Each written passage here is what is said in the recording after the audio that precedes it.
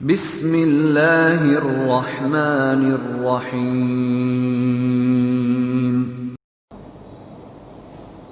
بسم اللہ الرحمن الرحیم۔ درجہ فوقانیہ کے عزیز طلبہ و طالبات، آج آپ کے نصاب کے مطابق قرآن کریم کے پارہ 29 کے سورہ قلم کی 34ویں آیت کا ترجمہ اور مختصر مطلب بیان کیا جائے گا۔ اس 34ویں آیت سے آگے بھی جو آیتیں ہیں ان کا ترجمہ اور مختصر مطلب آپ کی خدمت میں پیش ہے۔ سب سے پہلے قرآن کریم کی آیت کی تلاوت کی جاتی ہے۔ اعوذ باللہ من الشیطان الرجیم، بسم اللہ الرحمن الرحیم۔ ان للمتقین عند ربهم جنات النعیم، ان للمتقین عند ربهم جنات النعیم، افنجعل المسلمین کالمجرمین، ما لکم کیف تحکمون، ام لکم کتاب فیہ تدرسون، ان لکم فیہ لما تخیرون، ام لکم ایمان علینا بالغۃ الی یوم القیامۃ، ان لکم لما تحکمون، ان للمتقین عند ربهم جنات النعیم، اور بے شک متقیوں کے لیے ان کے رب کے نزدیک ایسا باغ ہے جو نعمتوں سے پر ہے، یعنی نعمت والا باغ جس میں بہت ساری نعمتیں ہوں، ایسا باغ ہے متقیوں کے لیے، یعنی جو آدمی اللہ سے ڈرنے والا ہے، جو اللہ اور اللہ کے رسول صلی اللہ علیہ وسلم کے فرمان کے مطابق اپنی زندگی گزارنے والا ہے، ان کے لیے نعمتوں والا باغ ہے۔ اب یہ آیت کفار و مشرکین یہ کہا کرتے تھے کہ اولاً تو قیامت قائم نہیں ہوگی، وہ لوگ اس کا انکار کیا کرتے تھے، لیکن وہ لوگ کہتے تھے اگر خدا نخواستہ قیامت قائم بھی ہوئی تو جس طریقے سے ہم دنیا میں مال و اسباب والے ہیں، اسی طرح سے آخرت میں بھی ہم عیش و آرام کے ساتھ رہیں گے، مال و اسباب والے رہیں گے۔ تو اللہ تبارک تعالیٰ نے اسی کی تردید میں یہ فرمایا کہ بے شک متقین لوگ جو اللہ سے ڈرنے والے ہیں، وہ لوگ تو نعمت والے باغ میں، جنت میں وہ لوگ ہوں گے، آرام کے ساتھ، عیش و آرام کے ساتھ وہ لوگ زندگی گزاریں گے۔ ان لوگوں کا یہ سوچنا کہ جس طرح سے ہم دنیا میں مال و دولت کے ساتھ ہیں اسی طرح سے آخرت میں بھی رہیں گے، یہ صحیح نہیں ہے۔ آگے اللہ فرماتے ہیں افنجعل المسلمین کالمجرمین، کیا ہم بنا دیں گے فرما برداروں کو اور نافرمانوں کو برابر؟ یعنی ایسا ہرگز نہیں ہوگا کہ جو فرما بردار ہے، جو اللہ کی اطاعت کرنے والا ہے اور جو اللہ کی نافرمانی کرنے والا ہے، دونوں برابر ہو جائیں، یعنی دونوں کے نعمتوں سے نواز دیا جائے، دونوں کو جنت میں داخل کر دیا جائے۔ ایسا نہیں ہو سکتا۔ جو کفار و مشرکین سمجھ رہے تھے کہ ہم جس طریقے سے دنیا میں مال و دولت والے ہیں اسی طرح سے آخرت میں بھی مال و دولت والے رہیں گے، یہ سوچ ان کی صحیح نہیں ہے۔ ما لکم کیف تحکمون، کہ تم کیسا فیصلہ کر رہے ہو، یعنی یہ فیصلہ کہ ہم وہاں بھی آخرت میں بھی مال و دولت والے رہیں گے، تمہارا یہ فیصلہ صحیح نہیں ہے۔ ام لکم کتاب فیہ تدرسون، کیا یہ باتیں جو تم کہہ رہے ہو تو کیا تمہارے لیے کوئی کتاب ہے جس میں یہ بات لکھی ہوئی ہے، جس کتاب کو تم پڑھ رہے ہو اور جس کتاب میں تم اس بات کو پڑھ رکھا ہے تم نے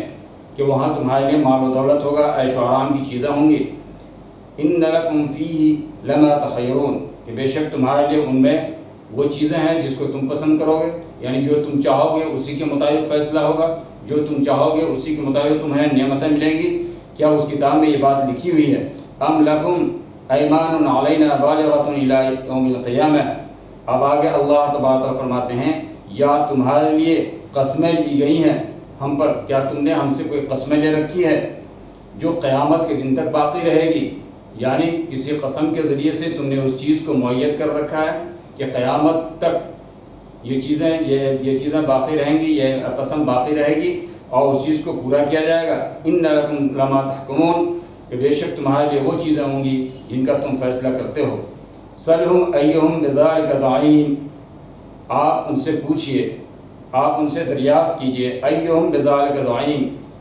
کہ ان میں سے کون ذمہ دار ہے، کون اس کا ذمہ دار ہے، کس نے یہ ذمہ داری لے رکھی ہے۔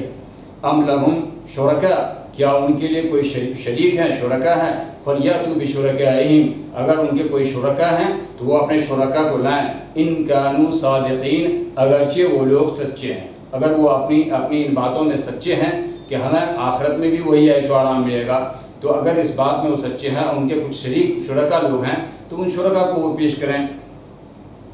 یوم یکشف عن ساق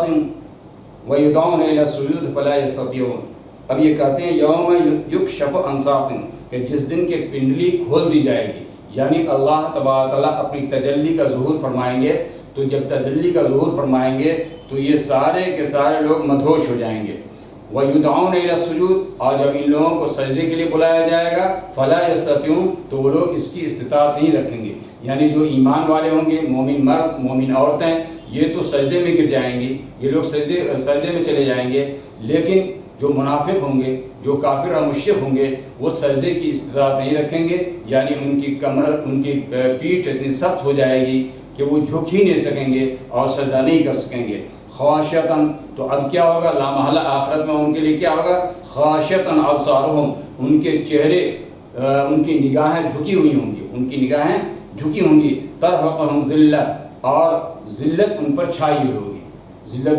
وہ نگاہیں بھی مارے شرم کے جھکی ہوئی ہوگی، ذلت و رسوائی ان کے ہاتھ آئے گی۔ وَقَدْ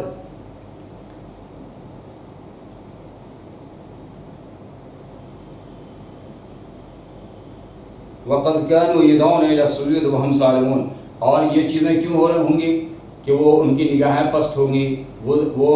ان پر ذلت چھائی ہوگی، وہ اس وجہ سے کہ جب یہ لوگ صحیح سالم تھے، اس وقت جب ان کو سجدے کے لیے بلایا جاتا تھا تو یہ لوگ سجدے نہیں کرتے تھے، اس وجہ سے ان کے ساتھ اللہ تبارک تعالیٰ ان لوگوں کو ذلیل اور رسوا کرے گا قیامت کے دن۔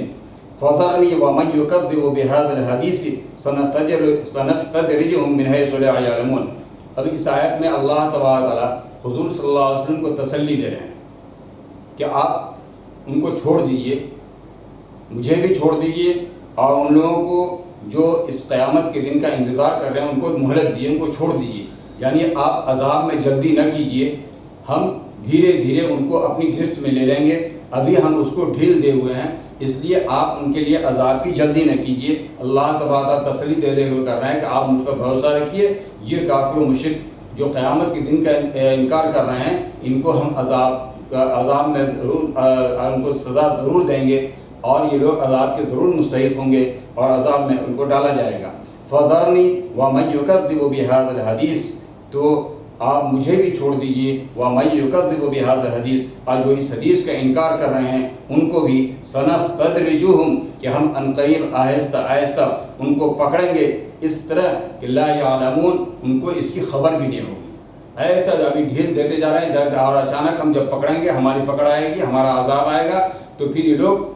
اس کو محسوس بھی نہیں کر پائیں گے، ان کو اس بات کی خبر نہیں ہوگی۔ وَأُمْلِي لَهُمْ إِنَّ كَيْدِي مَتِينٌ،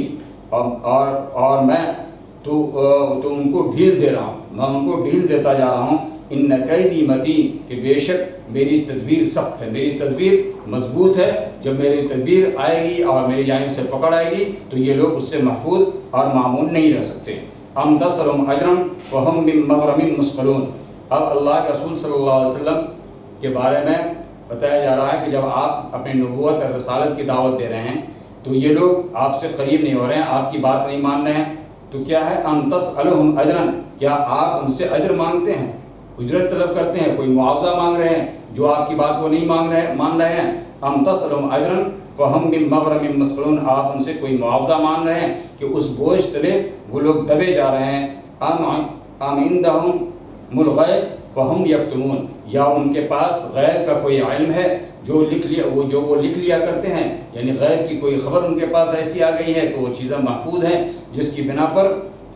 وہ آپ کی بات کو نہیں مان رہے ہیں۔ گویا ان پوری آیتوں میں اللہ تبارک تعالیٰ نے یہ فرمایا کہ جو ایمان والے ہوں گے، جو متقی اور پرہیزگار ہوں گے، انہیں جنت میں داخل کیا جائے گا، اور جو کفار و مشرکین ہوں گے ان کو سزا دی جائے گی۔ یہ الگ بات ہے کہ ابھی اللہ کی جانب سے ان کو ڈھیل دیا جا رہا ہے، جب اللہ کی پکڑ آئے گی، جب اللہ کا عذاب آئے گا تو یہ لوگ اس سے مامون اور مطمئن نہیں ہو سکتے، محفوظ نہیں رہ سکتے ہیں۔ آج عزیز طلبہ، آج کا سبق اتنا ہی، بقیہ آئندہ انشاءاللہ۔